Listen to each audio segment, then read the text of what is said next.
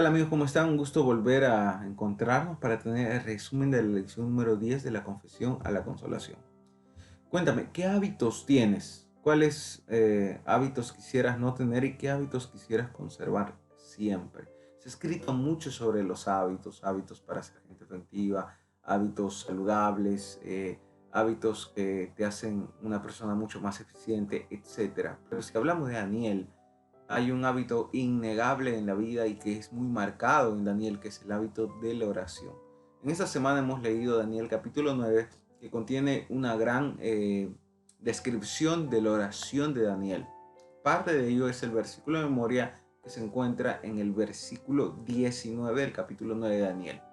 Nos dice: oye Señor, oh Señor, perdona, presta oído, Señor, y hazlo, no tardes, por amor de ti mismo, Dios mío, porque tu nombre es invocado sobre tu ciudad y sobre tu pueblo.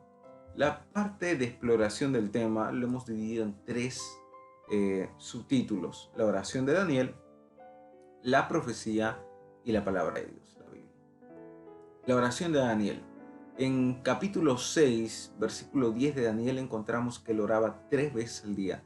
Es más, era tan marcado que fue por ello que fue acusado delante del rey para que ser arrojado al foso de los leones. Durante 70 años Daniel había conservado este hábito y lo seguía ejerciendo el acto de orar.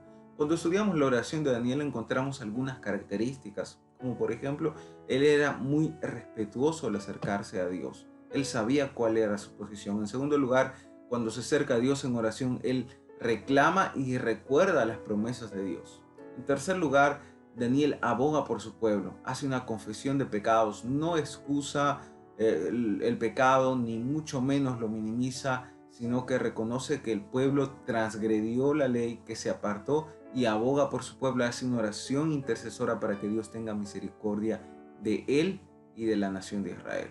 Y finalmente, hay mucha humildad en la oración de Daniel. Él no quiere imponer su voluntad, él reconoce que su posición delante de Dios es la posición de siervo, de alguien que obedece, que acepta. Y esto es muy importante a subrayar, porque muchas veces nosotros creemos saber qué es lo mejor para nosotros y pedimos a Dios o exigimos que responda según nuestra comprensión de lo que es bien y de lo que es mal. Mas aquí encontramos a un Daniel sumiso y que pide que Dios sobre, pero conforme a su misericordia, conforme a su gracia. La segunda parte que hemos tratado durante esta semana es la profecía. Cuando hablamos de las 70 semanas, en el versículo 24 nos dice que estas 70 semanas es una profecía que está dentro de la profecía de los 2300 tardes y mañanas. Por lo tanto, esta es una profecía cortada, que es parte de esta profecía grande y anterior que vimos en Daniel capítulo 8. ¿Cuál es la obra que Jesús iba a realizar al finalizar estas 70 semanas?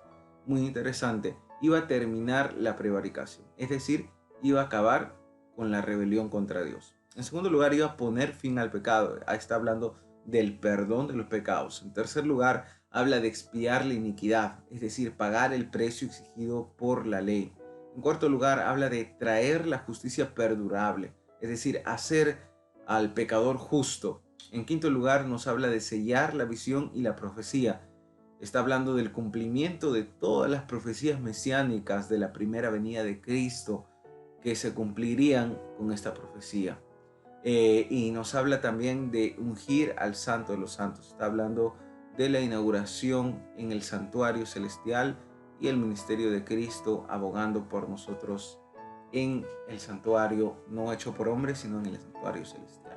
Cuando lo llevamos esto a la línea de tiempo, encontramos la siguiente descripción e interpretación de la profecía de las 70 semanas que está dentro de la profecía de los 2300 años. Tenemos que aclarar lo siguiente. Cuando hablamos de semanas, estamos hablando una semana, 7 días, el principio día por año se multiplica y es de ahí que obtenemos esta profecía que la interpretamos a partir de este principio de día por año. Las primeras 7 semanas, que van del 457 a.C. al 408, es el intervalo entre la orden de Artajerjes de reconstruir Jerusalén y finalmente la digamos, la obra terminada, la reconstrucción de Jerusalén, no solamente una reconstrucción física, sino también la ciudad comenzó a funcionar como tal en cada una de sus áreas. Luego tenemos que al finalizar las 62 semanas que van del 408 al 27, es que Jesús es ungido, estamos hablando del bautismo de Cristo para iniciar su ministerio terrenal. A la mitad de la última semana, el 31 después de Cristo, estamos hablando de la crucifixión de Cristo, y en el año 34, cerrando toda esta profecía de las 70 semanas, se ve el apedreamiento de Esteban, el llamado de Pablo, y el evangelio es abierto para los gentiles. Como mencionamos, esto es parte de la profecía de las 2300 tardes y mañanas, y por lo tanto, cuando culminarían estas 2300 tardes y mañanas, culminarían en el año 1844 después de Cristo, y estamos aquí hablando de la entrada de Cristo al santuario, al lugar santísimo, el santuario celestial, que inicia así su obra intercesora por nosotros. Muy bien, vamos a la parte final. Biblia. Si hubo algo que caracterizó a Daniel, aparte de la oración, era su estudio y riguroso estudio de la palabra de Dios. Daniel no solo era un hombre de oración, sino también un estudioso de la palabra de Dios. Algunos beneficios de leer la Biblia. En primer lugar, Dios habla a través de su palabra. Si quieres que Dios te hable, abre la palabra de Dios. En segundo lugar, llega a lo profundo de nuestro ser. La Biblia tiene la particularidad, como dice Hebreos 4:12, de llegar a lo profundo del corazón, discernir pensamientos e intenciones. En tercer lugar, a la lectura de la palabra de Dios nos aleja del pecado. En cuarto lugar, nos da sabiduría, y en quinto lugar, nos ayuda a conocer a Dios. No solamente conocer de Dios, sino a conocer a Dios, que es tener una experiencia personal con Él. Vamos a la parte de aplica. Acá hay una cita a destacar que se encuentra en el libro La Oración, página 111. Nos dice lo siguiente: Dios desea que vayamos a Él en oración para que Él pueda alumbrar nuestras mentes. Solo Él puede darnos una clara comprensión de la verdad. Él solo puede ablandar y subyugar el corazón. Puede agudizar el entendimiento para discernir la verdad del error. Puede afirmar la mente variante y darle un conocimiento y una fe que soportará la prueba. Orad pues, orad sin cesar.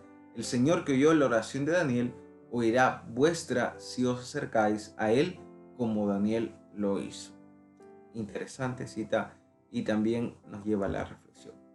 Acá dos preguntas para reflexionar. En la oración de Daniel, ¿por qué motivo se implora misericordia? ¿Por qué Daniel no apela a otros méritos? ¿Por qué la misericordia es tan importante dentro de la oración que tuvo Daniel? En segundo lugar, ¿cuán paciente eres para esperar las respuestas de Dios a tus oraciones? Cuando pedimos a Dios por algo, ¿cuánta paciencia necesitamos para esperar aquella respuesta de parte de Dios? Bueno, vamos a la parte final, algunos desafíos que podemos tomar. En primer lugar, acércate al Señor. Y como dice la palabra de Dios, acerquémonos confiadamente al trono de la gracia. Tenemos un sumo sacerdote que intercede por nosotros. Encuentra a Cristo hoy a una oración de distancia. En segundo lugar, ten un lugar. Hay una expresión muy conocida, es el cuarto de oración. Es el lugar donde una persona dedica un espacio especialmente para la oración. Haz tu cuarto de oración, ten un horario y un lugar definido para tu comunión personal con Dios. En tercer lugar, Cristo murió por todos. Comparte esta noticia con tus amigos. Lo más sobresaliente de la profecía de las 2300 tardes y mañanas y las 70 semanas es el ministerio de Cristo. Es la obra que Él realiza a nuestro favor, y que muchas personas por desconocimiento están perdiendo la oportunidad de encontrar perdón y salvación de sus pecados. Así que comparte esta hermosa noticia, comparte el estudio de Daniel capítulo 9. Muchas personas podrían salir muy bendecidas con este estudio. Bueno, esto es todo por hoy, amigos. Que Dios los bendiga, que podamos disfrutar de este sábado en tu iglesia, en tu unidad de escuela sabática, que podamos tener este compromiso de estudiar la palabra de Dios todos los días, de orar todos los días, y de buscar una persona para traer a los pies de Cristo. Dios te bendiga.